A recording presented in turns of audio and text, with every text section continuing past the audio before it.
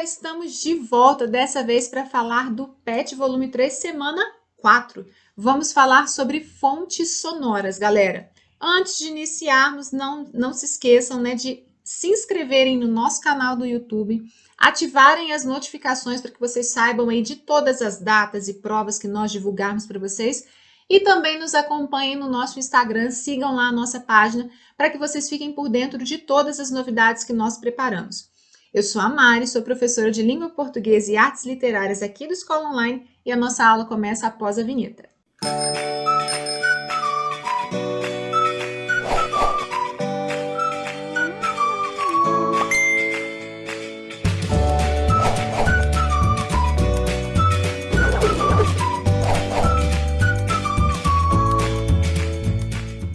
Fontes sonoras, galera. Vamos agora trabalhar com coisas muito específicas. O PET trouxe para a gente um textinho com algumas caracterizações, relacionadas a fontes sonoras, é o que a gente vai ver aqui agora.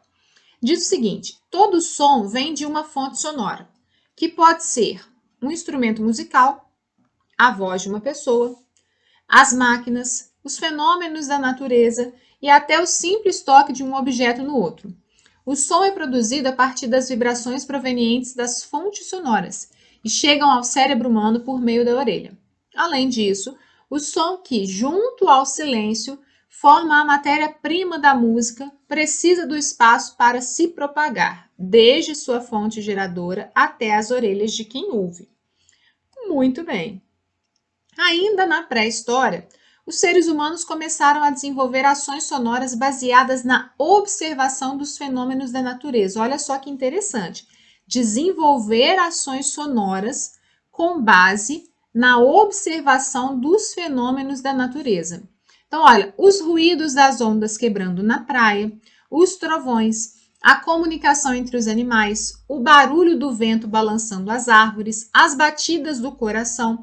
Tudo isso influenciou as pessoas a também explorarem os sons que seus próprios corpos produziam. Como, por exemplo, os sons das palmas, de bater os pés no chão, da própria voz, entre outros.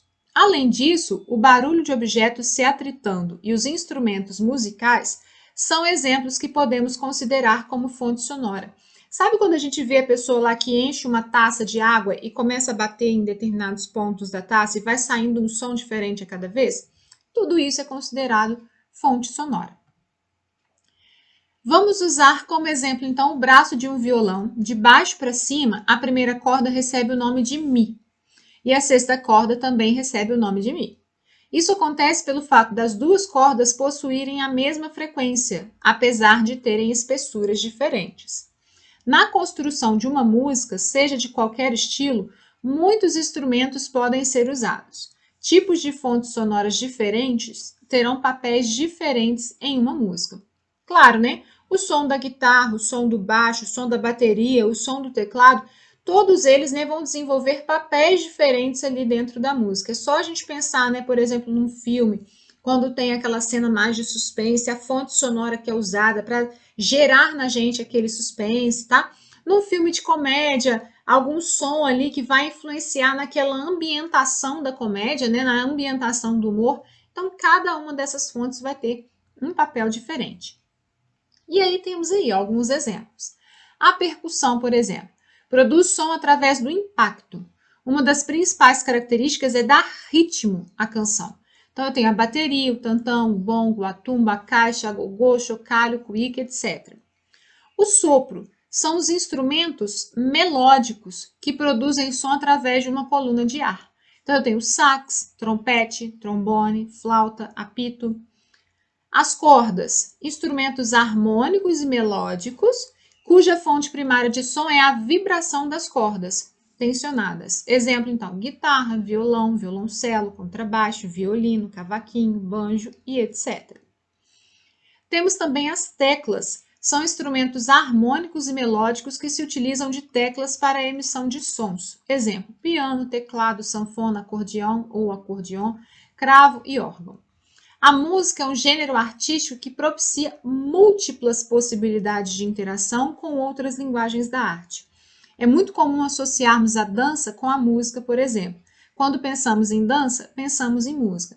mas em outros gêneros artísticos também, né, galera? Olha, numa apresentação num circo, a música está ali presente, auxiliando todo o processo, né, daquela apresentação. Como eu disse, se for a apresentação de um palhaço, o objetivo é fazer rir, tem sons diferentes, né, justamente para levar, para compor o cenário de humor. Dentro, por exemplo, do cinema, né? A gente está lá no cinema assistindo aquele filme super tenso, super suspense. Eles colocam todo um arranjo musical, um arranjo melódico no filme, justamente para empolgar. Outro exemplo, gente, eu sou fã da Marvel, eu tenho que falar. Vingadores, o último Vingadores, vamos falar a verdade, né, gente? Meu Deus do céu, o Ultimato. Quando todos os heróis voltam para lutar com Thanos, Senhor dos Passos, que o Capitão América diz avante, toda aquela sonorização para começar, cara, isso até arrepia. A música faz parte de toda a composição artística, certo? Muito bem.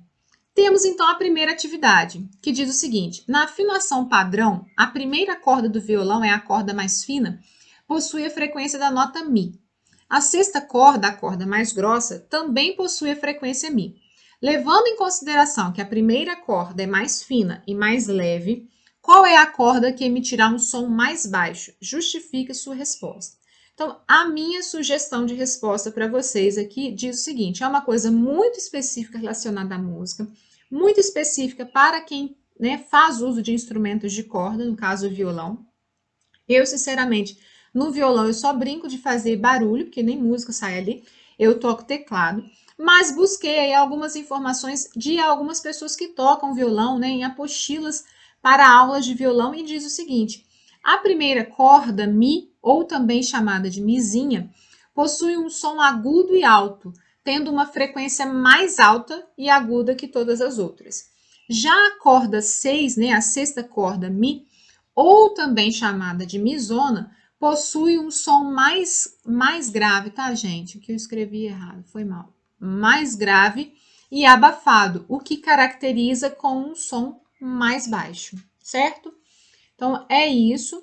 Seria, né, uma resposta bem simples, bem direta, de acordo com a proposta da atividade.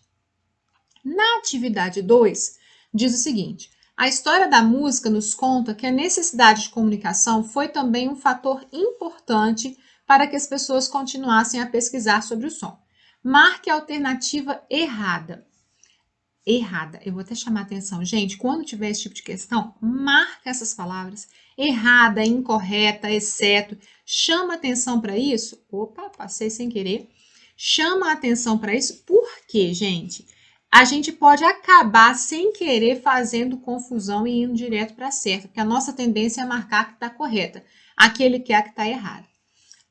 A observação das fontes sonoras vindas da natureza foi um grande motivo para que o som fosse pesquisado. Isso está lá no texto. Volta lá e só confirma. Vou voltar para vocês verem. Lá no início do texto, está falando ainda justamente isso, ó, lá na pré-história. Os ruídos das ondas, ó, fenômenos naturais, tudo isso influenciou as pessoas a também explorarem os sons, tá? Então foi um grande incentivador. O barulho da natureza foi um grande incentivador. Muito bem. B. Não podemos fazer música com os sons da natureza, somente com os sons oriundos de instrumentos musicais. Mas é justamente isso que está falando, é justamente ao contrário disso que está falando no texto, que a gente pode fazer música com os sons da natureza. Tanto que, por exemplo, eu toco teclado. Tem uma parte do teclado lá que a gente escolhe uma sonorização. Não sei se alguém toca teclado, né? A gente pode escolher o som que quiser, de piano, de flauta, de tudo. E tem uma parte lá, uma sonorização que eu escolho, que é justamente com os sons da natureza. E eu vou tocando as notas musicais e fazendo música com os sons da natureza. É muito interessante. Então, a que está errada é a B. Não pode fazer música com sons da natureza? Muito pelo contrário, pode sim. A C. Podemos criar músicas com vários instrumentos existentes e com instrumentos criados por nós? Sim. D. Também é possível criar música usando objetos prontos encontrados na natureza, como, por exemplo, pedras e madeiras. É claro, pega uma pedra e uma madeira e começa a bater na pedra e na madeira, ó, fiz som, tá? Então, é exatamente isso aí. Letra B, resposta errada. Duas atividades nesse PET tranquilinho, matéria de boa. Terminamos por aqui. Peço a vocês que deem um like se tiverem gostado da aula. Qualquer dúvida que surgir na hora de realizar a atividade, deixe o comentário de vocês aqui no vídeo que eu respondo para vocês depois. Beleza, pessoal? Então é isso para a semana 4. Até a próxima!